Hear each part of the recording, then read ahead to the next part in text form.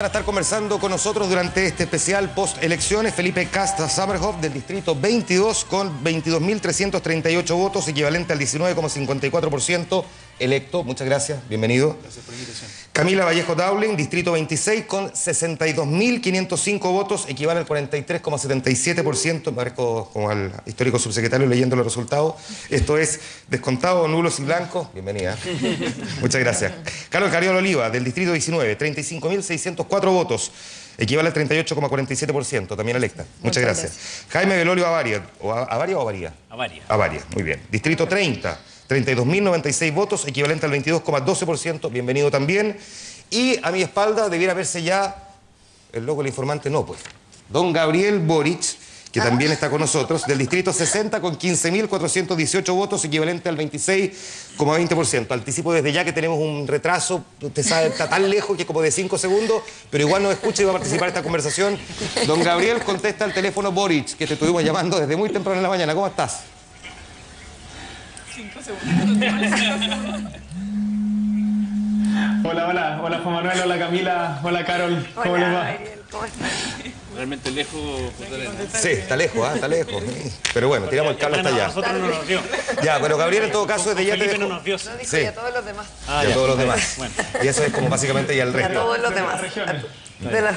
Ya, Gabriel va a participar también de la conversación. Vamos a tener que tener un poquito de paciencia con el... ¿Él nos ve? A través de ustedes. Sí, por supuesto que nos está viendo también. A ver, voy a partir al tiro en esta conversación. Hay harta cosa que destacar. Lo primero es...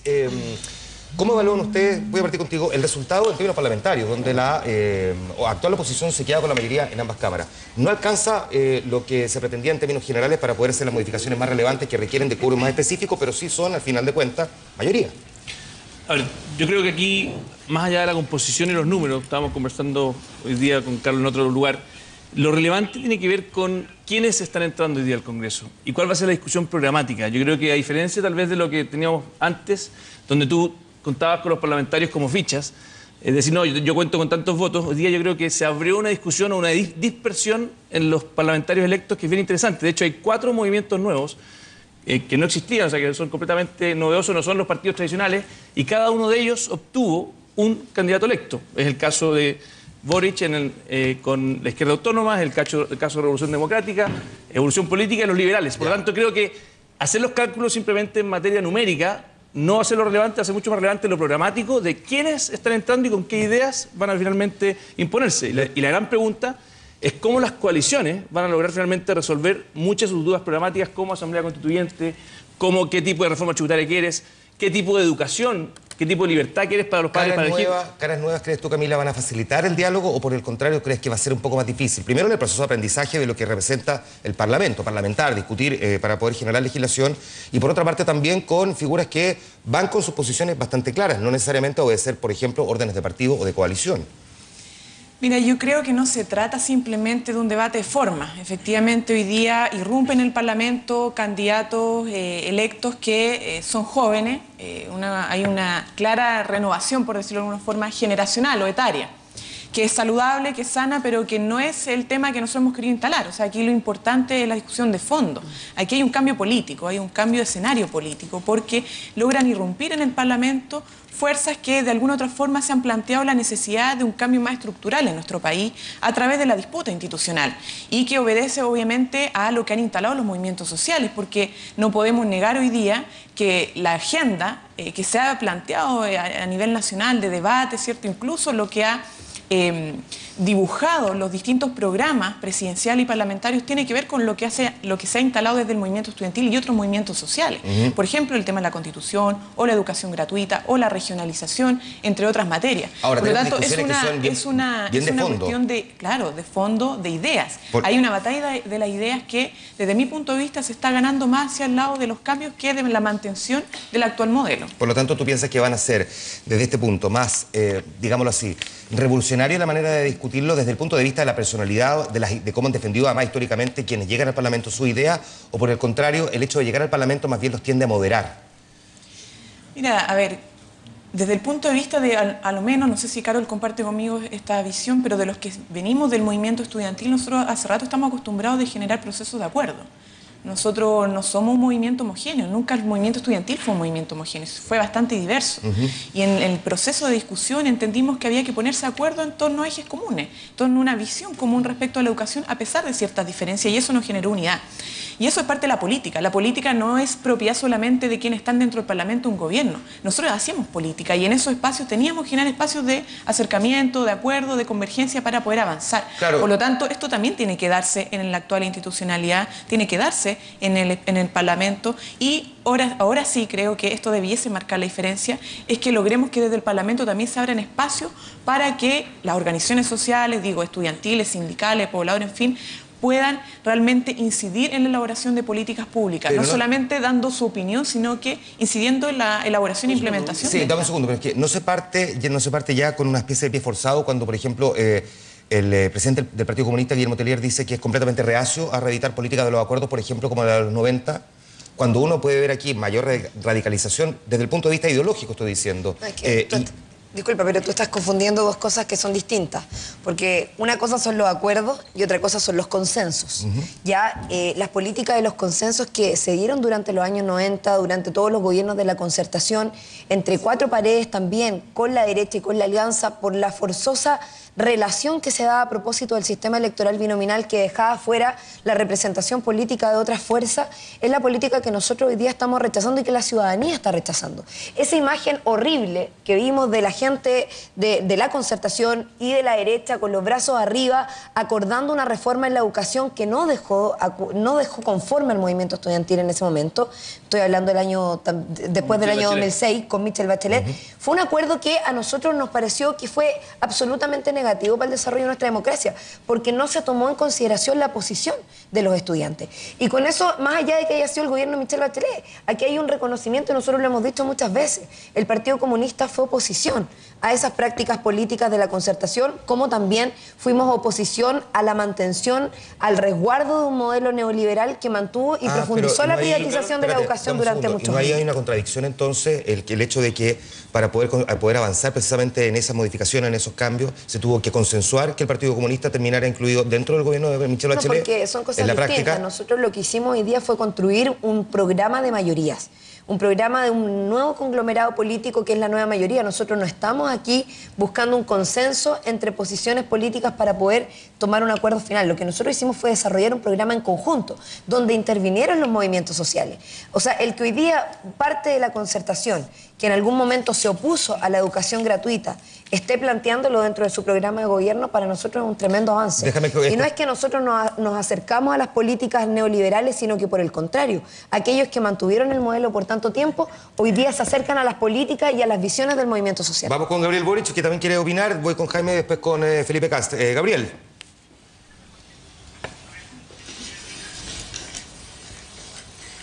Sí. Bueno, de partida muchas gracias por el espacio y por el esfuerzo de hacer esta conexión desde Punta Arenas. Acá nosotros en Magallanes lo agradecemos. Mira, nosotros hoy día entramos con una convicción, yo por lo menos entro con una convicción al Congreso de que los cambios en la sociedad no se producen en el Congreso Nacional. Hoy día el Congreso Nacional no es representativo de la sociedad chilena. Es cosa de preguntarse cuántas mujeres hay hoy día en el Congreso, cuántos trabajadores hay en el Congreso, cuántos estudiantes hay en este Congreso binominal. La verdad es que son muy pocos y hoy día el Congreso es más bien representativo de una pequeña élite que no tiene mucho que ver con lo que pasa en el país de las regiones, en el país de la pobreza, en el país de la precarización laboral, en el país de los adultos mayores. Y por lo tanto yo creo que en nuestro rol hoy día es volver a concebir la democracia o volver a concebir los cargos de representación como efectivamente representantes de la voluntad del pueblo y no de intereses absolutamente ajenos a este.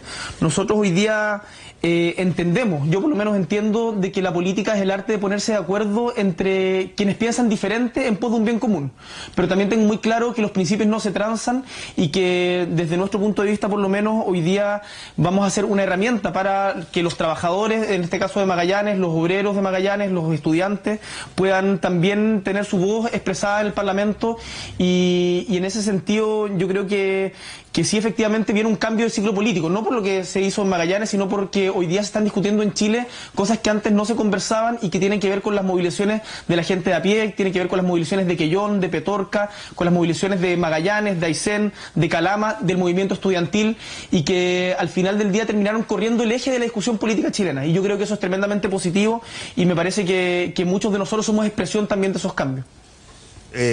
A ver, señor Belolio, porque aquí queda también emplazado un nuevo escenario en el que de alguna manera ustedes van a, como minoría dentro del Congreso, minoría me refiero, porque la mayoría está en la actual oposición hoy, ustedes van a, eventualmente podrían pasar a ser oposición y tendrían que además intentar avanzar en discusiones donde pareciera que la agenda está bastante clara. Si es que Bachelet gana, ¿de por dónde podrían venir los cambios? Mira, lo primero es que yo creo que como decía Carol, ella hace una diferencia entre consenso y acuerdo. Yo creo que son sinónimos, digamos. Y uno puede expresarlo dentro del Congreso. Por definición, la política se trata de eso, se trata de buscar el bien común, se trata de preocuparse de la polis. ¿Y qué es lo bueno? Yo hay una cosa que celebro y se lo he dicho siempre a Carol, también a la Camila y también aprovecho de decírselo a Gabriel, que yo celebro que los dirigentes estudiantiles que en su minuto estuvieron manifestándose en las calles, solicitando ciertas cosas que pasaran ahora ya fuera de la vía institucional, hoy día estén haciendo eso mismo dentro del Congreso. Yo creo que eso es lo que tiene que pasar en un Estado de Derecho. Yo también fui dirigente estudiantil, también fui presidente en mi caso de la FEUC. Y obviamente yo quiero hacer los cambios de otra manera. De hecho, obviamente no compartimos la forma ni los objetivos en los cuales nosotros queremos plantearnos. Y ese bien común, o lo justo, lo bueno, ¿cómo lo encontramos? Lo encontramos exclusivamente escuchando a aquellos que se pueden movilizar, aquellos que salen a la calle, aquellos que se pueden organizar. Yo creo que no. Yo creo que hay un equilibrio entre aquellos que no se pueden organizar y aquellos que sí se pueden organizar. Uno necesita interpretar y sintonizar con aquellas personas que no tienen ese poder de organizarse. Por ejemplo, con las personas más pobres. Por ejemplo, con los niños. De lo contrario, nos perderíamos una parte que también tiene que ver con la justicia. Tiene que ver con lo que el país necesita. Yo creo que además nosotros vimos en esta elección de que hay un fracaso total de la postura de que aquí había que hacer borrón y cuenta nueva, apretar reset en el computador y partir de cero. De hecho, Marcel Clot, que era el que lo proponía, sacó un 3 y tanto % de los votos. Tú mismo lo dijiste, sacaron un 8% de los votos quienes proponían cambiar el modelo de manera radical. Sin embargo, Michelle Bachelet también, ella estuvo debajo de las expectativas de lo que ellos mismos pretendían, que era ganar en primera vuelta con una amplia mayoría. Bueno, ella sacó un 46%, Evelyn Matei sacó un 25%, ya, mucho más de lo que daban las encuestas, y ahora viene un desafío que es potente, obviamente. Ahora, una de las discusiones que se va a dar, sin duda, en el Parlamento, ya que me nombró el porcentaje, es precisamente la de modificación del sistema electoral binominal, que de hecho te tiene a ti como uno de los protagonistas cuestionado en estos momentos a partir de lo que ocurrió con Marisela Santibáñez. Ella obtiene más porcentaje que tú en términos de la votación, pero sin embargo, por el actual sistema, ella no es electa y tú resultas electo. Y de hecho, el PRO te ha emplazado públicamente a que renuncie en favor de ella. ¿Qué respondes tú en el escenario, además de esta discusión, donde uno de los objetivos del programa de gobierno de Bachelet es cambiar el binominal? Sí, yo quiero contestar 3 cosas en eso y te agradezco que me hagas la pregunta. Lo primero de ello es que nosotros participamos... No me des tanto la gracia, pero no sabes cuáles van a ser las contrapreguntas. Sí, bueno, está bien. Lo primero es que obviamente uno participa con unas reglas del juego y hoy día nosotros tenemos estas reglas del juego. En segundo lugar, yo saqué la mayoría en 3 de las 4 comunas. Saqué la mayoría en Buin, que es mi comuna, la mayoría en Paine, la mayoría en Calera de Tango. No la saqué en San Bernardo y hoy día ya me puse a trabajar para eso. En segundo lugar, algunos te dicen, mira, sabe que tú te beneficiaste por el binominal, pero resulta que todos los diputados hoy día salimos electos por el binominal. Y cuando te dicen, tú te beneficiaste por el binominal, están suponiendo de que si hubiese otra forma de elección, yo no saldría. ¿Cuál es esa? Si es una fórmula proporcional, les tengo una mala noticia, yo también habría salido. Si hubiese sido a través de que una sola persona hubiese ido por pacto, yo también hubiese salido. Y en tercer lugar, cuando dice la presidenta del PRO... ¿En la interpretación de qué proporcional estás haciendo referencia tú? Cualquier sistema proporcional que tenga pactos implica que obviamente que tenga pacto, pero proporcional sin pacto significa que los más votados ganan. En este caso tú no, porque eso no es proporcional, es un sistema uninominal, claro. Pero tampoco es corregido. Sí. Los sistemas proporcionales son sistemas que van con listas, obviamente. Entonces, en este caso lo que ocurrió es que nosotros sacamos como lista más de lo que sacó ella. A mí me habría encantado ser la primera mayoría, me faltó poquito. Estuvimos 3 pactos muy cerca. Y en último lugar, yo le pido más coherencia también a la gente del PRO, porque ellos reclaman, porque en este caso, en el distrito 30, salió el binominal, pero no reclaman porque en Coquimbo la persona del Partido Comunista salió con binominal, porque Carlos Monte en el Senado salió con binominal. No tiene por qué reclamar el PRO por otro Yo le pido coherencia en el reclamo, porque además cuando ella me dice, oiga, aquí hay una ética, el único candidato del PRO que salió electo salió con binominal. Ya. Felipe Cast, vuelvo contigo ahora, porque hace rato me tenías pedido la palabra, respecto a la discusión que se va a generar a partir de este momento en el Parlamento. Hay leyes, como de hecho la propia reforma educacional, que podría, con la actual cantidad de parlamentarios electos por parte del Pacto Nueva Mayoría, ser aprobado. No, Es que yo quería hacer comentario, que te pedí la palabra por un tema bien relevante que planteó la Carol, que la Carol acaba de hacer una crítica al hecho de que había este consenso de Michelle Bachelet con muchos en educación. Y plantea que ahora hay un programa que se hizo distinto. Lo cierto es que no se hizo distinto el programa. El programa se hizo por economistas, se hizo por diversos, la mayoría de hecho, bastante parecido a lo que se han hecho en otros programas y con mucha ambigüedad. La pregunta de fondo, y aquí es donde yo creo que es lo relevante a tu primera pregunta, es si es que realmente están convencidos de que el proyecto político de Michelle Bachelet representa al Partido Comunista y que pues, efectivamente pueden estar esa convicción, o si es que creen que el proyecto político de Michelle Bachelet representa más a la democracia cristiana. Y esa discusión es muy relevante para la segunda vuelta. Porque cuando tú tenías 9 candidatos, efectivamente, en el fondo, esta discusión queda un poco en el aire. Yo creo que la segunda vuelta... ¿Por qué queda en el aire? Porque en el fondo, muchas veces, como no tenías a la candidata debatiendo, como tenías a 9 candidatos, normalmente los argumentos se diluían entre 9. Hoy día, la pregunta relevante es si es que Michelle Bachelet versus Evelyn Matei, que son los 2 candidatos que tenemos, ¿tienen proyectos realmente distintos a lo que fue el pasado? Yo no lo veo y quiero preguntarles, ¿qué es lo que ven ustedes realmente de distinto en Michelle Bachelet a lo anterior? Básicamente no sabemos si es que va a haber asamblea constituyente, o sea, la ambigüedad ha primado en la elección parlamentaria y el contenido de las ideas, que es lo que yo más valoro del movimiento estudiantil, cuando dicen, aquí lo que queremos es que gobiernen las ideas y no que gobiernen los eslogans. Ya, pero Tino, ¿te parece que en el programa de Bachelet no se recogió, como bien dice ella, la opinión de la ciudadanía y de los movimientos y que se incluyeron dentro de este programa? No, porque no sabemos si era asamblea constituyente. No, pero Carlos dijo que se izquierdizó. No, pero no sabemos tampoco cómo se va a aplicar finalmente la educación gratuita, si es que va a ser para todos o solamente para algunas universidades. Entonces, yo invito a que ojalá tengamos un debate en esta segunda vuelta que empieza hoy día, prácticamente. Ahora, el debate lo pueden aprovechar de tener aquí, porque dado que el Parlamento es básicamente discusión entre parlamentarios y ustedes ya son electos. Por lo mismo, quiero preguntarle a Carol, que estuvo en la elaboración de este programa, ¿cómo va a ser finalmente? ¿Va a haber asamblea constituyente o no va a haber?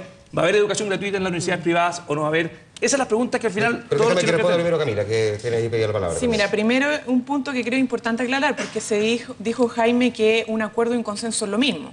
Y efectivamente no es lo mismo. O sea, un acuerdo es cuando gana la posición de la mayoría. Y un consenso es cuando la mayoría tiene que ceder su posición porque una minoría tiene el poder de veto, que es lo que pasa con el binominal. Lamentablemente no se generan acuerdos porque, aunque la mayoría dijera algo, había una minoría que tenía la capacidad de vetar esa iniciativa y, por lo tanto, la otra mayoría tenía que someterse a hacer en su posición y, por lo tanto, mantener el consenso neoliberal dentro del Parlamento. O sea, totalmente distinto, para aclarar, para que la gente entienda. Tú lo pusiste en segundo lugar, consenso de que con razón. Eso quiere decir, es consenso. No, segundo lugar, un acuerdo. Segundo lugar, nosotros, a propósito de la crítica que hemos sostenido como Partido Comunista y mantenemos aún respecto a los gobiernos en la concertación. O sea, hoy día ¿qué es lo que nosotros definimos hoy día? Que no puede, primero, volver a gobernar la derecha en este país y segundo, que no puede volver a gobernar un gobierno con la misma lógica de la concertación. Por lo tanto, hemos decidido generar una nueva forma de hacer política, un conglomerado distinto donde no prime la política de los consensos y donde realmente se pueda recoger la opinión que ha surgido de los movimientos sociales principalmente, que como partido además durante mucho tiempo levantamos. Y por eso es que dentro de la discusión programática nosotros participamos activamente en varias comisiones. El problema es que se habla de los economistas, sí, voy a eso, se habla de los economistas que claro, tienen un peso específico y muy también agrandado por los medios de comunicación, pero no se habla de la cantidad de gente que ha participado y de la diversidad política que hoy día representa también la nueva mayoría dentro de ese espacio de discusión programática y en el cual hoy día, por ejemplo, insisto, en el tema programático, un ejemplo en particular, los cambios al sistema laboral. O sea, las demandas de las calles, de los trabajadores, de los sindicatos, nosotros las pusimos sobre la mesa y en un inicio no estaban. Y hoy día logran estar dentro de las propuestas programáticas. Para entender bien, tú te formaste así la convicción de que efectivamente un eventual gobierno de Bachelet sería completamente diferente en la forma y en el fondo a su accionar respecto del anterior gobierno de Bachelet. Es que no le queda otra. O sea, Chile ha cambiado, el escenario político. Los movimientos sociales logran extender o correr el margen de lo posible. Y aunque incluso hoy día en el Parlamento no contemos con 2/3, ¿ya?, para poder hacer una reforma constitucional, los movimientos sociales logran presionar lo suficiente para que incluso dentro de esos espacios ya no valga solamente el hecho de cuántos votos tenemos, sino que hay una presión social. Y por otro lado, para terminar, o sea, aquí... Creo que es lo nuevo, claro. Yo quiero aclarar, porque se habla si esto nos representa como proyecto político. No, el proyecto político de los comunistas es mucho más que un gobierno de 4 años. Aquí se habla de un programa, se habla de iniciar la consagración en mira proyecto político en esta primera etapa. Esto no está o sea, el programa de la nueva mayoría no es lo que nosotros como Partido Comunista quisiéramos en su totalidad, es un piso, nuestro techo es mucho mayor. O sea, llegaron a un consenso. Eso se llama un acuerdo. Es un acuerdo, porque mayoritariamente estuvimos de acuerdo en estos ejes. Tengo que ir a internet a buscar si son sinónimos o no. Gabriel Boric viene levantando la mano desde lejos hace rato. Gabriel tiene internet ahí, ya lo vi con una... Escuchemos, Gabriel.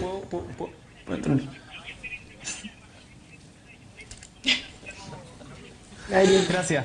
Mira, me gustaría agregar varias cosas. Primero, Jaime y la derecha en general tienen la asombrosa capacidad de transformar una abrumadora y clara derrota en algo positivo. Acá la derecha acaba de tener la votación histórica, la más baja votación histórica, si no me equivoco, desde Alessandri Besa. Además, los temas que se discutieron en esta elección presidencial fueron, en su gran mayoría, instalados por el movimiento social, por diferentes movimientos sociales. Nueva constitución, reforma tributaria, educación pública gratuita y de calidad, terminar con el lucro, terminar con el negocio en la educación. Y por lo tanto, este doble estándar de tratar de explicar las elecciones de una manera conveniente me parece que es poco sincero. En segundo lugar, ¿qué votaste tú, Gabriel? Nosotros, por lo menos, acá en Magallanes no salimos electos gracias al sistema binominal. Nosotros enfrentamos al sistema binominal, le ganamos a 2 candidatos de la Concertación, a 2 candidatos de la derecha, a 2 candidatos del PRI y con la primera mayoría. Por lo tanto, el sistema binominal no nos benefició. Y para terminar, yo concuerdo con la Camila en algo, que lo distinto acá no es Michelle Bachelet, lo distinto es la sociedad chilena que ha cambiado, la sociedad que se ha empoderado, y dentro, desde mi punto de vista por lo menos, de la nueva mayoría conviven dos mundos que son distintos y desde mi perspectiva irreconciliables. Tenemos por un lado a José de Gregorio, al señor René Cortázar, que es representante del grupo de los Luxich, tenemos a Enrique Correa, un lobista profesional, y tenemos por otro lado a gente como Fernando Atria, que ha promovido la Asamblea Constituyente, gente como Claudia Sangüesa, que aboga por la educación gratuita, argumentando que no es regresiva, y por lo tanto ahí hay dos mundos, y yo creo que el rol que vamos a jugar parlamentarios como nosotros, o por lo menos el que pretendo jugar yo, es a empujar para que las definiciones de un próximo gobierno vayan en función de lo que se ha exigido desde los movimientos sociales en la calle, en la organización, en los debates que hoy día hemos planteado y en los debates en que se ha dado el debate presidencial hoy día. Sí. Claro. Mira, dos cosas. Yo, primero, coincido con parte del análisis que hace Gabriel, por supuesto también con lo que plantea Camila. Cuando él dice aquí hay mundos distintos también dentro de la nueva mayoría, nosotros no lo vamos a negar y vamos a decir explícitamente que hay diferencia ideológica. Nosotros no tenemos la misma posición en el Partido Comunista respecto a algunos temas que la democracia cristiana, y eso lo hemos dicho abiertamente y no tenemos por qué ocultarlo. Ahora, no era una sorpresa, no era necesario que lo dijeran. No, de acuerdo, pero por lo mismo es importante reconocerlo, porque cuando se trata de destacar que aquí poco menos que hay una bolsa de gato, donde no hay acuerdo, bueno, eso es lo que quisiera la derecha, que este nuevo conglomerado no tuviera acuerdo. ¿Para qué? Para que sus posiciones se puedan mantener, porque aquí hay dos posiciones. Están los que quieren que todo siga igual y están los que queremos que cambien las cosas y que queremos un país más justo, más democrático. Nosotros hoy día logramos avanzar en ponernos de acuerdo respecto de los puntos convergentes dentro de las posiciones diversas que hay dentro de la nueva mayoría. Y también hay diferencias, y esas diferencias probablemente, y como dice Gabriel, no las vamos a poder resolver en este periodo, pero son diferencias que hoy día no son lo sustancial de las transformaciones que el movimiento social ha puesto sobre la mesa. ¿Y qué es lo distinto, Felipe? Lo distinto es que jamás se había planteado de la manera en que hoy día se plantea una nueva constitución. Se habían planteado reformas, maquillajes. ¿Cuántas reformas de la constitución? 242 reformas a la Constitución, pero que son absolutos maquillajes. Hoy día nosotros planteamos una nueva Constitución donde el pueblo juegue un rol protagónico. No sabe sacar un ojo. Planteamos educación gratuita. Y tenía que ser rojo. Tenía que ser rojo. Nosotros, el nuevo programa también plantea la importancia que tiene como prioridad la educación pública gratuita de calidad. Nunca los gobiernos de la Concertación habían planteado la educación pública gratuita de calidad como lo estamos planteando hoy día. Una reforma tributaria que avance en cobrarle más a los grandes empresarios y que haga que la distribución de los recursos sea verdaderamente justa, eliminando el FUT, entre otras cosas. Creo que eso tampoco se había planteado anteriormente. O sea, ahí a lo menos hay 3 ejemplos de la columna vertedral de un programa que es de un acuerdo entre todas las organizaciones de la nueva mayoría. No me pidan permiso para hablar, yo no voy a tocar la campanita. Se pueden interrumpir todo lo que quieran. Yo creo que aquí Creo que es una soberbia decir que nunca se había planteado una reforma importante en educación. Creo que es una soberbia decir que nunca se había hecho... Yo dije que nunca se planteó educación gratuita, pública, de calidad, como lo planteamos los estudiantes en la calle muchos años. Carlos, lo que te quiero decir Ningún es que gobierno lo ha hecho hasta ahora. Lo que te quiero decir es que han habido gobiernos. Han habido muchos esfuerzos por gobiernos distintos en los últimos 30 años para hacer muchas cosas. Y yo creo que plantearse aquí como que se está fundando el país y generar expectativas como que ahora los que llegamos, porque somos jóvenes, tenemos la receta para todo, creo que es una soberbia que puede generar expectativas que se te devuelvan. Tampoco hemos dicho eso. No hemos dicho eso tampoco. Entonces, la posibilidad tiene la derecha de poner palabras en nuestra boca. No hemos dicho en ningún momento. De hecho, dijimos lo contrario, que esto no es una cuestión generacional, no depende de los jóvenes. Que es la primera vez en la historia de Chile. No, es la primera vez en la democracia que se plantean estas propuestas desde un programa de gobierno. Es así. Lo que estoy diciendo, Carol, es que han habido muchos esfuerzos y desgraciadamente no todos han llegado a buen puerto de tratar de hacer reformas importantes. Creer que ahora sí hay unas reformas distintas. Si tú lees el libro que hizo Mario Weissbuch, que plantea 34 reformas fundamentales, él plantea en todos sus ejes que las reformas más importantes en educación tienen que ver con la educación temprana. No plantea, y de hecho plantea diciendo, creo que es una mala idea que haya educación gratuita como primera iniciativa en los próximos 10 años, sin haber resuelto primero la educación temprana. O sea, tiene completamente... Está hablando de algo distinto, porque Mario Weissbuch, él no es candidato presidencial. Nosotros, mira, yo respeto mucho la posición de Educación 2020, pero estamos hablando de un programa presidencial, no solo de una propuesta en educación, y un programa presidencial que tiene transformaciones que recogen las posiciones de la ciudadanía. Lo que estoy diciendo es que tenemos que tener cuidado con decir aquí que en el fondo genera expectativas que yo creo que finalmente se te pueden devolver. Entonces, yo lo que quiero decir es que ojalá en esta segunda vuelta bajemos del eslogan a las propuestas. Cuando tú me dices aquí va a haber una nueva constitución, bueno, veamos cuál es esa constitución.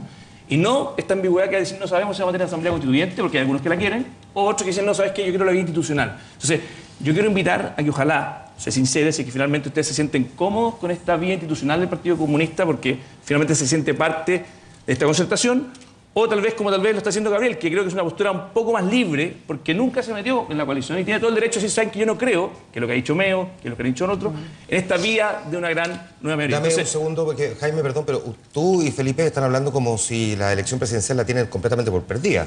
No, estaba diciendo que el contenido del debate programático tiene que ser... No, lo que pasa es que yo quería decir dos cosas. Uno, que Carol decía de que no era de que los gobiernos se hubiesen alejado de las ideas del neoliberalismo, sino que ahora se estaban acercando a las ideas del Partido Comunista. No, a las ideas de la ciudadanía, no del Partido Comunista. No, yo creo que la ciudadanía... Ahora, si para ti las ideas de la ciudadanía son más cercanas al Partido Comunista, bueno, si ya un juicio que tú puedes hacer... Sacó un 4% en la última elección del domingo, así que claramente no. Y de hecho, obviamente la propuesta de Marcel Clot, la propuesta de Marcel Clot, que es la que más se asemeja a los principios del Partido Comunista, sacó un 3%, así que estamos claros que no es la mayoría. Pero lo que sí es claro es que la ciudadanía hoy día está mucho más empoderada en sus derechos, de que no quisieron de que se apretara reset en Chile, de que los últimos 30 años hubiesen sido los tiramos por la borda, sino que al contrario, porque Carol dice, mira, aquí hay una postura que quiere mantenerlo todo y otra que quiere cambiarlo todo de manera maravillosa. No, aquí hay claramente dos posturas que se ofrecen de manera distinta al país. Yo espero que ahora que hay una segunda vuelta, porque yo creo que obviamente no está perdida. Por lo demás, ya hay una primera diferencia que nosotros empezamos desde el día de hoy a trabajar. Evelyn Matthei sacó un 25%, quienes fuimos al Parlamento sacamos un 36%. Ahí hay 11 puntos que vamos a unir ahora. Y si tú llevas ese 36 versus el 45 que tiene Michelle Bachelet, bueno, ya 46. Estamos hablando... 46, perdón. Estamos hablando de que hay una diferencia mucho más estrecha y eso significa que está abierta esta elección. Y yo lo que espero es que se presenten claramente cuáles son los dos planteamientos. Yo creo que hay uno que quiere avanzar, que es la nuestra, que dice, mire, ¿sabe qué? Hemos avanzado mucho. Hay cosas que resolver que tienen que ver con desigualdades, que tienen que ver con oportunidades, y hay otros que dicen, ¿saben qué? Parece que queremos apretar reset. Y yo creo que eso no es lo que quieren los chilenos hoy día. Déjame preguntarle lo mismo entonces a Gabriel, que está en el extremo sur, si comparte parte de lo que se ha discutido hasta este minuto.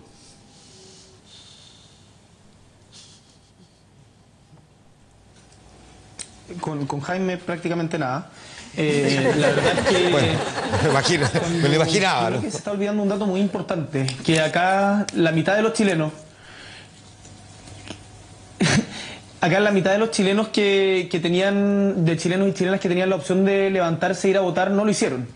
Y que eso es un dato muy significativo, porque significa que hay una crisis de representatividad importante en nuestro país. Acá, en las últimas elecciones, en las que vivimos el día de ayer, votó son las menos concurridas desde 1989 y Chile ha crecido en varios millones de habitantes desde 1989 a la fecha. Entonces, a tratar de hacer interpretaciones de qué es lo que efectivamente representa la ciudadanía a partir de un momento de votación me parece que es demasiado ambicioso. Yo creo que aquí, insisto, los grandes cambios no van a pasar por el Congreso, los grandes cambios van a pasar por movilizaciones sociales, los grandes cambios van a pasar por una mayor articulación de los trabajadores, de los estudiantes, de los pobladores y el Congreso tiene que ser representativo de eso. Y por lo tanto, a mí no me cabe ninguna duda que nuestro rol, o el rol de quienes hemos sido dirigentes sociales, va... no va a cambiar, no nos vamos a transformar en unos parlamentarios empaquetados ahora porque hayamos llegado al Congreso, sino que tenemos que seguir en la movilización social, tenemos que seguir representando las convicciones y las ideas que nos trajeron hasta aquí. Si en el fondo a mí me parece que hoy día hay una tremenda crisis de representatividad en Chile, a mí me tocó competir acá con dos candidatos de derecha que se negaron a debatir y que en vez de debatir preferían hacer bingo, regalar corderos, canastas familiares, regalar hasta dinero y por lo tanto pretender atribuirse responsabilidad con ese tipo de prácticas o representatividad con ese tipo de prácticas que no me cabe ninguna duda que la repiten en el resto de las comunas del país es de verdad bien aberrante. Yo creo que acá hay un proceso de democracia que es más profundo, que se está incubando cotidianamente, no solamente en el acto de poner el voto en la urna, sino practicando la democracia todos los días en los sindicatos, en las federaciones, en las poblaciones, y me parece que ahí está lo sustantivo de cómo ha ido cambiando Chile durante los últimos años. ¿Cómo se va a aterrizar esta discusión en la práctica en el Parlamento? Desaparecen además líderes históricos que generalmente han buscado, voy a decir consenso, acuerdo, ya tengo todas unas confusiones en mi cabeza, los líderes históricos, tanto de la histórica concertación como de la centro-derecha, que no van a estar hoy día en el Congreso. Hay un cambio también en la manera en que ustedes van a tener que empezar a enfrentar ya en la redacción propiamente tal de las leyes, no solamente las propuestas, sino que también asumirlas. Es una rotería hablar de plata, pero van a ganar un sueldo que es importante. Voy a dejarte plantear la pregunta, porque ¿alguna vez te he leído, te escuché decir que ibas a donar tu sueldo o entregar tu sueldo al partido? Te dejo plantear la pregunta. Le tengo que ir a la pausa comercial. Y vamos a hablar de esto y, por supuesto, vamos a hablar también de cómo se relaciona el movimiento estudiantil y sus históricos dirigentes con la política. Esto es El Informante, post-elecciones. La pausa, está lleno de gente aquí, hace harto calor, vamos a sacar la chaqueta. Volvemos.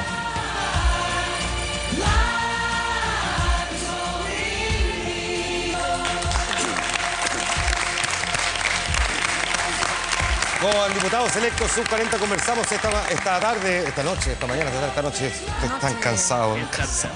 Las horas perdidas. Sí, mucho trabajo ayer en Decisión 2013. Felipe Kast, Camila Vallejo, Carol Cariola, Jaime Belolio y Gabriel Boric están con nosotros en este Informante en vivo. Dejaba plantear una pregunta que de tono menor, pero de todas formas era como para enganchar al público, que no se nos fuera. Porque el sueldo del diputado es un sueldo. Todos quieren saber. Primero, quisiera dar una opinión y después inmediatamente contestar tu pregunta. Respecto a lo que decía Gabriel, yo creo que es importante resaltar eso. O sea, nosotros no postulamos al Parlamento con la pretensión de que íbamos a hacer, entre comillas, la revolución ya en el Congreso, porque no creemos que los grandes cambios, las grandes transformaciones sean de exclusiva responsabilidad del Congreso, y menos aún cuando está todavía binominalizado. Y eso en primer lugar. En segundo lugar, hay que entender que en Chile, claro, hay una alta abstención, pero además hay mucha ciudadanía que se está organizando de otras maneras, hay mucha asamblea ciudadana, hay mucha actividad dentro de los territorios, las poblaciones, las comunidades. Decía Jaime que los pobres no se pueden organizar. Bueno, yo creo que hay mucha gente de bajos recursos que se está organizando. Los adultos mayores se han estado organizando. Entonces hay una ciudadanía mucho más activa que va a incidir de manera clave, y eso es un poco lo que tratamos de propiciar nosotros en el Congreso en la elaboración de políticas públicas. Hoy día es importante que desde el Parlamento se abran espacios también para que los movimientos sociales puedan incidir activamente en estas discusiones y presionar. Una de las características principales... En el entendido que finalmente igual la agenda, los tiempos y la mayoría de los proyectos los maneja igual el presidente de la República. Al parlamentario le cuesta mucho en ese sentido poder avanzar, claro, sobre todo además cuando los proyectos implican gasto del Estado. Evidentemente, o sea, hoy día tenemos un sistema presidencialista donde la discusión respecto a los recursos, respecto a los presupuestos, pasan exclusivamente del presidente y después el Parlamento dice sí o no, pero no incide más allá. A lo que voy es que, de todas formas, el movimiento social ha logrado extender el margen de lo posible. Y, por lo tanto, el rol que va a jugar va a ser vital en este proceso. Si no contamos con mayoría en el Parlamento, el que instalen con fuerza temáticas que posibiliten convencer más voluntades, ¿cierto?, movilizar más conciencia, es fundamental en este proceso. Ahora, lo último, respecto a tu pregunta, Nosotros tenemos una tradición histórica como partido, nunca hemos sido financiados por grandes empresas. No tenemos esa lógica de funcionamiento. Nuestro partido se financia con nuestra propia actividad, cuando participamos en nuestro proceso eleccionario y sobre todas las cosas, esto es hacer política. Para hacer política se requieren recursos, para hacer trabajo territorial necesitamos recursos. Por lo tanto, nuestro sueldo, como siempre lo hemos hecho, lo ponemos a disposición. En una conversión obviamente que implica, bueno, ¿cuánto necesito yo para poder sobrevivir? Yo hice familia, tengo una hija y voy a tener que determinar cuánto necesito.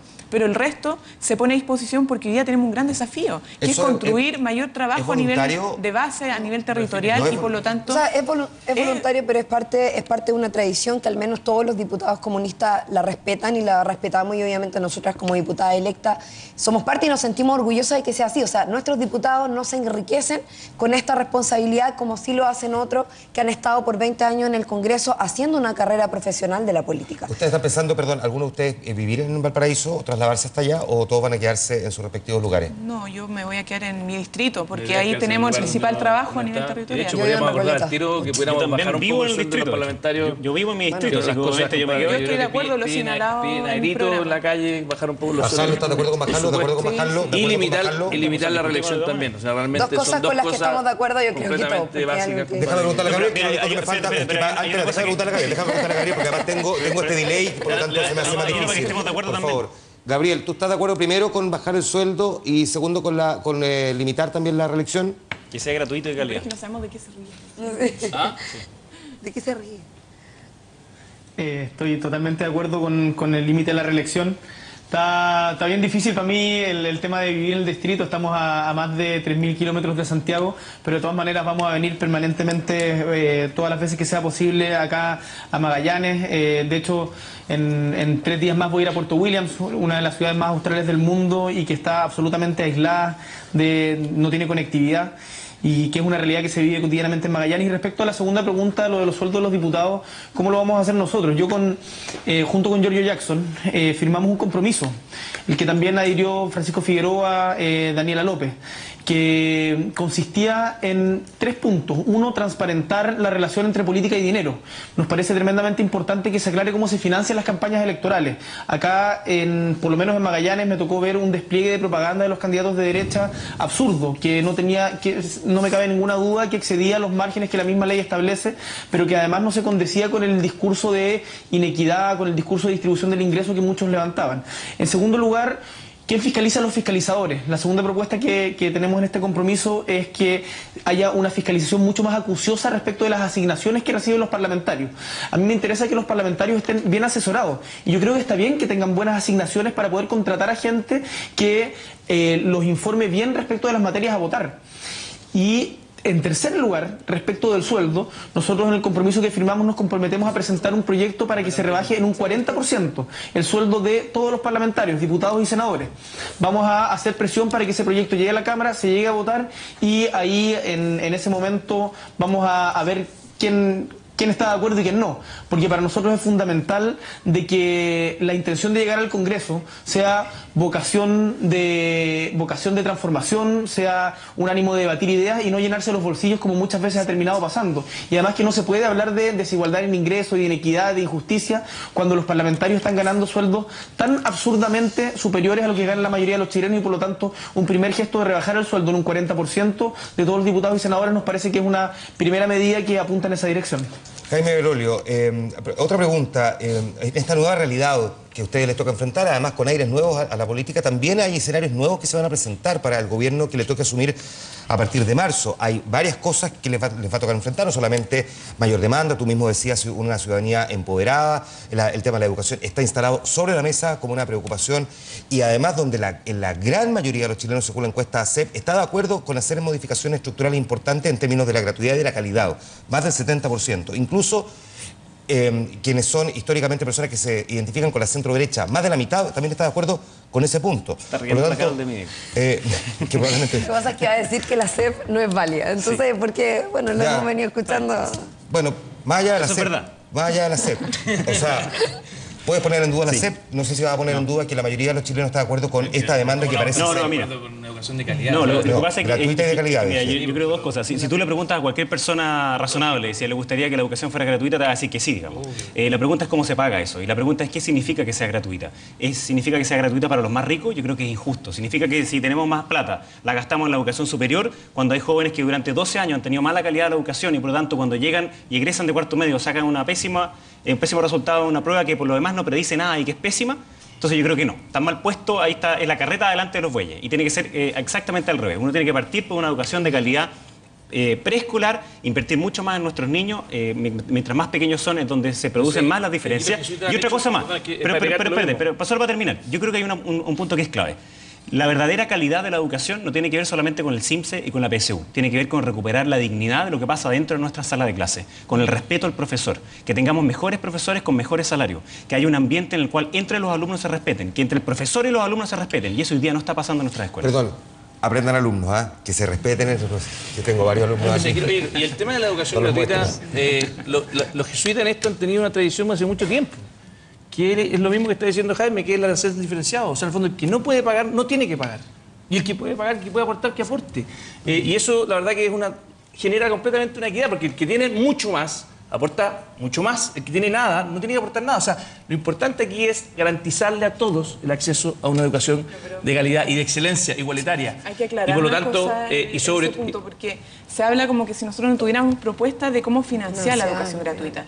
Ya voy a llegar a eso, pero primero señalar que aquí esto parte de un principio. O sea, nosotros no creemos que la educación sea una inversión individual por la cual yo tengo que pagar ahora porque después me retribuye individualmente un valor económico. Entonces, es un derecho social fundamental, por lo tanto, tiene que estar garantizado por el Estado en igual condición, déjenme terminar, en igual condición para todos los chilenos. ¿Cómo se financia esto? Evidentemente, esto tiene que sacar recursos en alguna parte, reforma tributaria, porque ¿con qué principio sigue esto? Porque nosotros creemos que hoy día la gente paga a través de impuestos. El fondo del Estado, lo que maneja el presupuesto del Estado, es de impuestos. Por lo tanto, hoy día lo que queremos es que los más ricos paguen más por la educación. Al hijo de una familia de alto ingreso, de un gran empresario, le sale más barato pagar un arancel de 4 millones anuales en una carrera universitaria que su papá o su familia, gran empresario, pague realmente impuestos. Por lo tanto, nuestra propuesta en esta materia es mucho más progresiva que lo que existe actualmente o lo que plantea la derecha en cuanto a arancel diferenciado. Porque hace que hoy día a nivel de sociedad nosotros digamos queremos invertir en educación como sociedad, hagamos un cobro de impuestos que sea progresivo y el Estado lo canaliza todo. ¿Puede entrar sin, o sea, que aumentamos los cupos a 7.000 como en la Universidad de Buenos Aires para ingeniería? No, porque las barreras de acceso no se miden simplemente por recursos. Bueno, pero lo que pasa es que a mí eso hoy es día sumamente el 90%, discriminatorio en términos socioeconómicos. el 90% es decir, de las tenemos personas que más ricas seleccionar, hoy por día lo entran a la tanto, universidad. seleccionamos a través de tu capacidad económica. Tu ecuación no funciona. Pero te estás equivocado. Porque en el mundo hay mucha... En el mundo, la gran mayoría de las políticas educacionales incentivadas a la educación pública y gratuita, poniendo distintos mecanismos de acceso a esto. No es simplemente el libre acceso, como en Argentina. Hay otros mecanismos que tienen que ver con capacidades, con talento. Hay mecanismos de selección que no tienen solamente relación con una discriminación socioeconómica. Por lo tanto, miremos al mundo. Oye, a ver, incluso acá tenemos mecanismos de selección que no es por cobro. Camila, déjame estar de acuerdo contigo. O sea, está en nuestra propia realidad. No, pero déjame estar de acuerdo contigo. O sea, esto va a ser histórico. Quiero caminar contigo en tu argumento. Y yo quiero decir algo después. Perdón. Yo también quiero decir algo. Por favor. Si tú, en el fondo, tú me estás diciendo lo siguiente: saquemos más recursos de los más ricos para que podamos invertirlo en financiarle a ellos su educación también, entre otras cosas, ¿no es cierto? Sí. Hagamos que paguen más. Mi argumento es que yo puedo estar de acuerdo contigo incluso que hagamos una reforma tributaria para sacar más recursos a los más ricos. Lo que te quiero decir es que siempre va a ser más rentable socialmente, va a ser mejor para la sociedad, va a ser más justo que en la medida que le saquemos recursos a los más ricos, lo invirtamos en la clase media y en los sectores más vulnerables. Nunca va a ser bueno para la sociedad devolverle a esos más ricos recursos. O sea, ¿estás de acuerdo con la reforma tributaria? Felipe.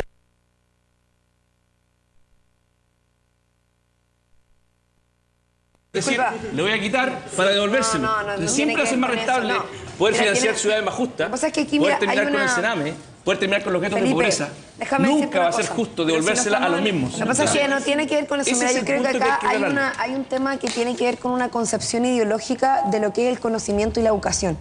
La Camila lo repitió aquí varias veces y ella dijo, aquí para nosotros y lo que hemos establecido, lo que estableció el movimiento estudiantil, el movimiento social durante todo este debate, es que la educación y el conocimiento es un derecho social, es un bien social.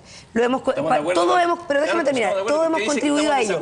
Por lo tanto, no, es que estamos de desacuerdo porque tú lo estás tratando como un bien de mercado, que puede ser transable. Por lo tanto, tú planteas que el que puede pagar lo que lo pague. Por sí, estás diciendo por qué me van a devolver. Que aporte, que distinto. Por eso, y nosotros estamos diciendo lo mismo, entonces estamos de acuerdo. Nosotros creemos que el que tiene más recursos, que aporte, pero que lo haga a través de los impuestos. ¿Para qué? Para que el Estado... Pero déjame terminar. Para que el Estado financie a la oferta y no a la demanda. Hoy día, ¿qué es lo que pasa? El Estado financia la demanda, financia a través de becas, a través de créditos que tienen límites. No alcanzan los créditos y las becas para todos los estudiantes.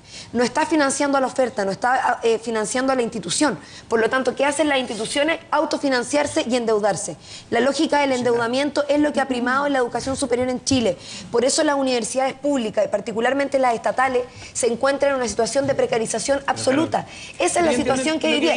Por lo tanto, la situación... Lo que quiero decir, Carol, es que nosotros creemos en la participación ciudadana y una de las cosas principales que tú has dicho es que el programa se hace desde abajo hacia arriba.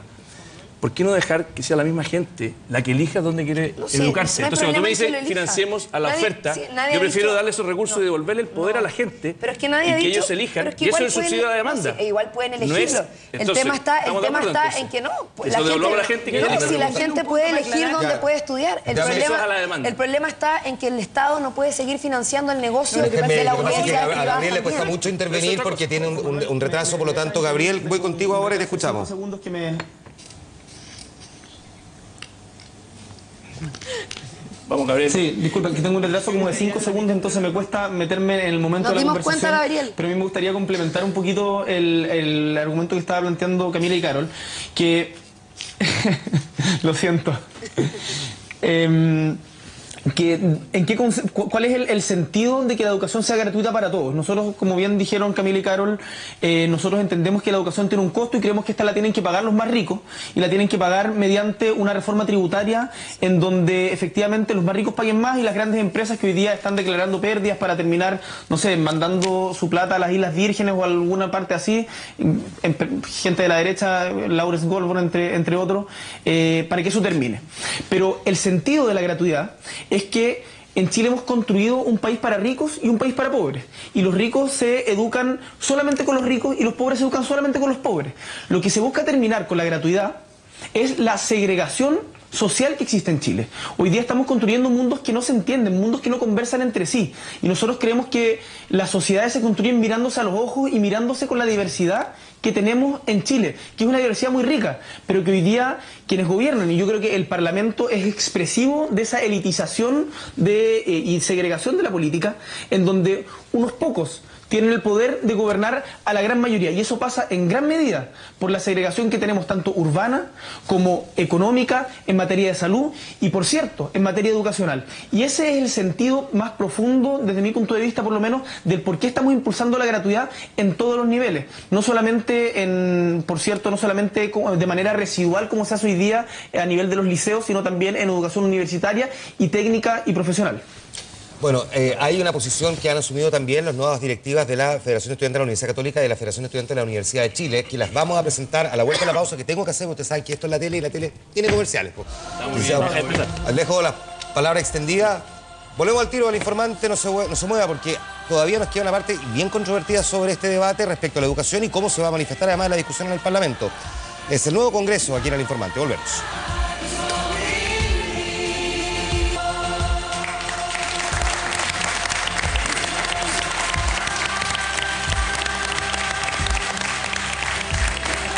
De vuelta en el informante en vivo. Carol, una pregunta. Ayer vimos, por ejemplo, estudiantes tomándose la sede del comando de Michelle Bachelet. El día, además, de la elección presidencial, digamos, la gesta democrática, donde uno en el voto expresa quién quiere o quién no quiere que sea presidente, entre otras cosas. Los movimientos estudiantiles, por lo tanto, van a seguir manifestándose y no necesariamente además partidarios de quién puede estar ofreciendo, como dices tú, educación pública, gratuita y de calidad.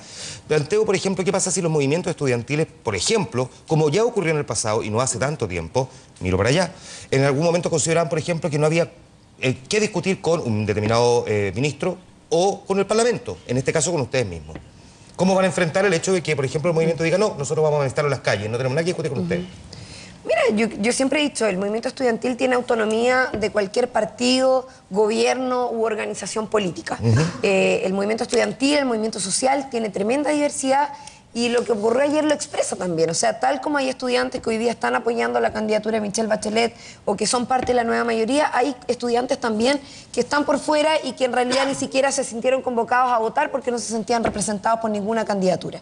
A mí me parece que eso es parte de la democracia y es válido y es absolutamente respetable. Pero cuando nosotros somos, o sea, y ya lo somos, Camila y yo, Gabriel, Giorgio, somos parte del Congreso Nacional y así lo hemos expresado también, pretendemos jugar un rol diferente al que han estado jugando los diputados hasta el día de hoy, porque también somos diputados que tenemos una historia diferente. Nosotros no podríamos desconocer el rol que tiene el movimiento estudiantil y el movimiento social en general dentro de las transformaciones que tiene nuestro país. Al contrario, debemos ser catalizadores, debemos ser canalizadores también de los procesos, de las transformaciones, de las demandas y de los elementos que ellos van a poner sobre la mesa y que nosotros también queremos volver a plantear dentro de los espacios, de los espacios institucionales de transformación. Déjame complementar esta pregunta con la que te hago a ti también, porque la actual presidenta de la FECH, vamos a ver qué es lo que están planteando tanto ella como la nueva presidenta de la FEUC, se ha manifestado además cuestionadora derechamente del sistema del proceso eleccionario y del proceso electoral, y lo ha planteado, ha puesto un cuestionamiento muy duro frente a las elecciones en general. ¿No suena un poco contradictorio que tú te sometas a una votación, te beneficies de una votación, pero al mismo tiempo cuestiones la elección de tercero? A ver, primero, esto no es que nosotros vengamos a beneficiarnos de una elección. Nosotros no buscamos réditos personales. No, pero nosotros estamos apostando... La elección de la FECH. No, me refiero a que, por una parte, cuestionas un proceso, el proceso democrático de elegir a alguien, pero por otra parte, bajo ese mismo proceso, te eligieron a ti. En este caso, a la presidenta de la FECH. Claro. Por lo tanto, no hay también hay un cuestionamiento, te lo pregunto a ti. ¿Tiene con tu elección con la de la FECH? Claro, tiene que ver con alguien que se plantea anarquista y que por lo ¿Qué mismo... cuestionamiento he hecho yo al...? No, ella cuestiona las elecciones, pero al mismo tiempo va a una elección. Eso. No, pero es que el cuestionamiento que ella hace dentro de la lógica, de la regla del juego de la elección hacia el Parlamento, o sea, del sistema binominal, de cómo funciona el Congreso, y un cuestionamiento legítimo. A la institucionalidad. O sea, ¿Cuánta gente vota en la fecha? Como el 40, 30%. O sea, mucho menos ilegítimo, o sea, mucho más ilegítimo. No, en ese sentido. No, porque es un contexto distinto igual. O sea, tiene que ver solamente con la Es súper importante eso, porque la verdad es que ella... No, porque ella no representa a todo el país, representa una federación. Por lo tanto, dentro del contexto de su federación, tiene toda la legitimidad. Cuando yo salí, votó el 60% de la universidad. Bueno, pero independiente de eso, mira, la participación que tenga una determinada universidad hoy día le da legitimidad al dirigente por el hecho de que sus compañeros yo creo que ella es legítima porque la eligieron. De la misma manera en que tú hoy día eres un diputado legítimo, a pesar de haber tenido menos votos que Marisela Santibáñez. Entonces, eso es una situación, bueno, es el sistema, cada organización se rige por su propio sistema. Qué bueno que ahora lo celebre, digamos, porque yo creo que ahora me gusta celebrarlo, me parece muy bien. A pesar de la diferencia, yo voy a defender a los dirigentes estudiantiles y creo que los estudiantes tienen sus propios mecanismos de elección y es absolutamente legítimo. Para despejar dudas, veamos lo que plantea la postura que tiene la FECH y la FEUC en estos momentos y que es con lo que además les va a tocar enfrentar a ustedes en el Parlamento con sus distintas miradas y posiciones también. Veamos la nota, volvemos para seguir comentándolo aquí en El Informante. Albricias, País Cívico, son electos varios de los más renombrados exdirigentes estudiantiles. Responde en alguna medida a lo que viene haciendo el movimiento social y también da cuenta de la necesidad de renovación que va a tener la política chilena. Dice nueva dirigente FECH, y hasta ahí todo suena súper. Sin embargo... ¿Tú fuiste a votar ayer? No. Yo voté, sí. Las voces del recambio en dos de las más importantes federaciones estudiantiles son categóricas. La concreción de nuestras demandas no pasa por una persona que haya sido electa o no. Hoy día ellos se van a encontrar en un lugar diferente al del movimiento estudiantil y el movimiento estudiantil justamente ha decidido mantener esta distancia porque existe una desconfianza histórica basada en procesos anteriores en los cuales vivimos derechamente una traición por parte del Parlamento. El movimiento estudiantil, el movimiento social no tiene candidato, por lo mismo no tenemos nuestras fichas ni nuestra confianza puesta en ninguno de ellos particularmente y no sabemos aún cuál es la opinión de estos nuevos parlamentarios respecto a ya no la gratuidad en términos de consigna, sino quién financia la educación en Chile. Entonces, frente a eso, no sé si estarán cómodos o no, pero al menos la crítica se va a establecer por parte del sector estudiantil. Quiero volver al tiro preguntándole a Gabriel Boric, que me estaba viendo a la palabra, y voy contigo también, Camila, pero déjame preguntarle, es que, sí, por supuesto, la pregunta es que así le damos más suspenso. Gabriel, que estaba pidiendo la palabra, además me está ahí hablando por WhatsApp, pidiendo la palabra también para poder comentar sobre esto y también el emplazamiento que se hace sobre el sistema binominal. Gabriel.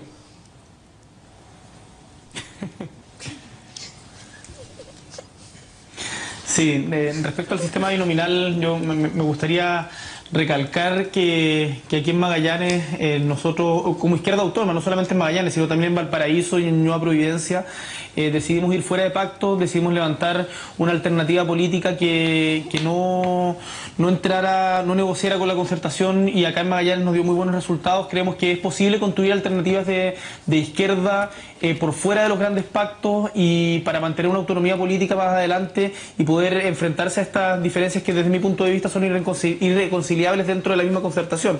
Ahora, yo espero también a la vez que a Camila, a la Caro les vaya bien en su intento por empujar desde dentro cambios dentro de la misma concertación. Si al final del día, cuando nosotros nos enfrentemos a dicotomías como por ejemplo aprobar un proyecto de ley que termina con el lucro en la educación sin apellidos, no solamente con recursos públicos, sino con el lucro en definitiva, no me cabe ninguna duda que nos vamos a encontrar para apoyarlo.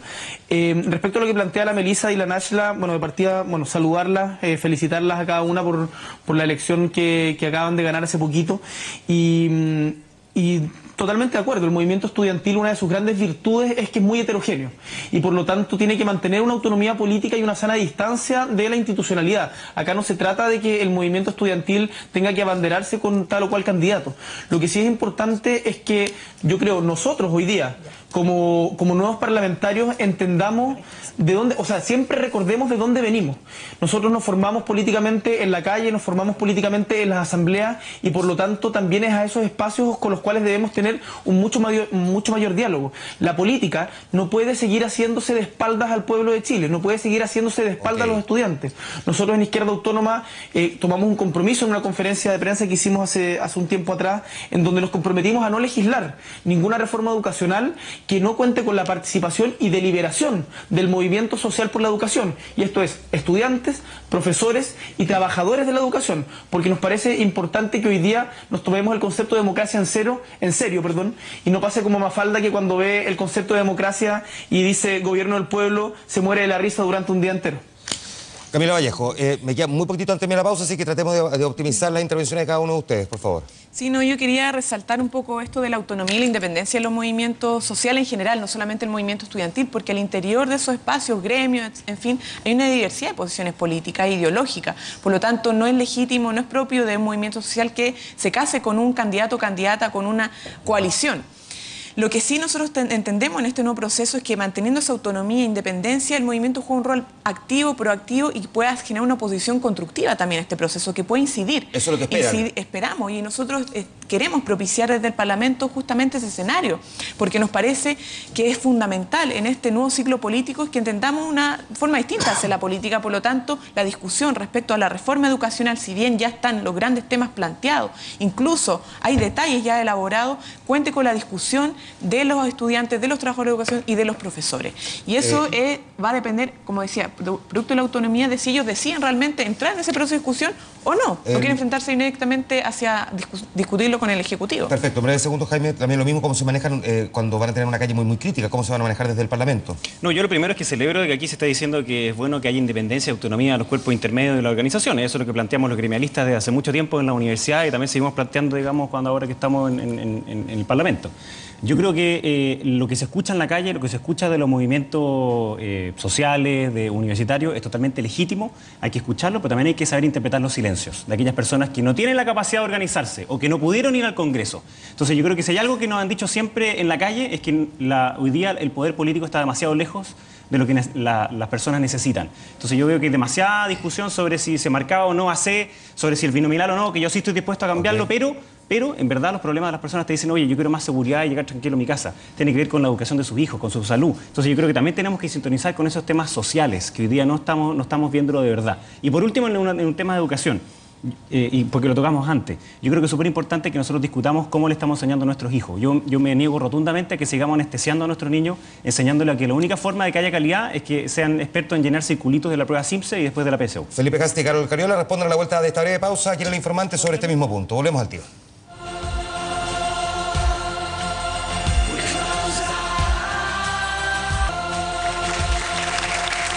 De vuelta en El Informante, utilizando los pocos segundos que nos quedan. 10 segundos, Carol, 10 segundos, Felipe Cast, y 10 para Boric. 10 segundos, Carol Cariola. Ya. Mira, yo solamente decir que creo que estamos viviendo un nuevo ciclo político en nuestro país, que hay una alta politización de la ciudadanía, que es un momento que hay que aprovechar, que no podemos desperdiciar, que aquí hay que saber reconocer quiénes van a ser la verdadera piedra de topa y las transformaciones en la derecha, a pesar de haber disminuido su votación y su representación parlamentaria. La UDI, que está sobre representada, sigue sobre representada en el Congreso. Y ante eso yo espero que el movimiento social retome la iniciativa política, reconozcan la necesidad de la unidad y que, bueno, nosotros no esperamos que nos reconozcan como sus representantes porque no lo somos, pero sí que entiendan que vamos a hacer un canal y que vamos a estar dispuestos a seguir dando la lucha porque este país sea más justo y más democrático. Felipe. No, yo simplemente comparto que hay un nuevo ciclo político y yo espero que nosotros, la nueva generación, estemos dispuestos a construir grandes acuerdos y eso significa también centrarnos en los temas que, como decía Jaime, probablemente angustien a muchos chilenos, que tienen que ver con la justicia, tienen que ver con la inseguridad, tienen que ver con los guetos de pobreza y espero que estemos a la altura de esta confianza que nos depositaron el día de ayer a muchos jóvenes para entrar al Parlamento, para que podamos devolver la confianza a la política que hoy día la verdad es que está bastante deteriorada. Igual de breve responde Gabriel Boric al finalizar el programa. Gabriel.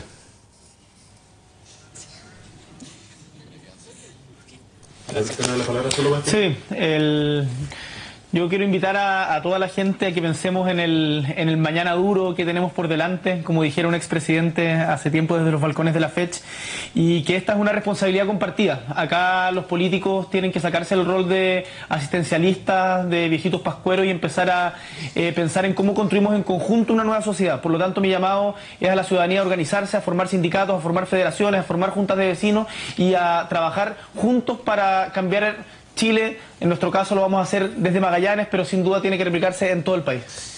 Bien, pues con la palabra de Gabriel Boric, Camila Vallejo, muchas gracias por haber estado aquí, Jaime Belolio lo mismo, Carol Cariola, muchas gracias, Felipe Cast, gracias Gabriel, gracias a ustedes por habernos acompañado. Hemos concluido este programa post elecciones. Mañana nos juntamos en vía pública por el canal 24 horas. Que estén muy bien, ya viene medianoche. Que estén bien, hasta mañana, buenas noches.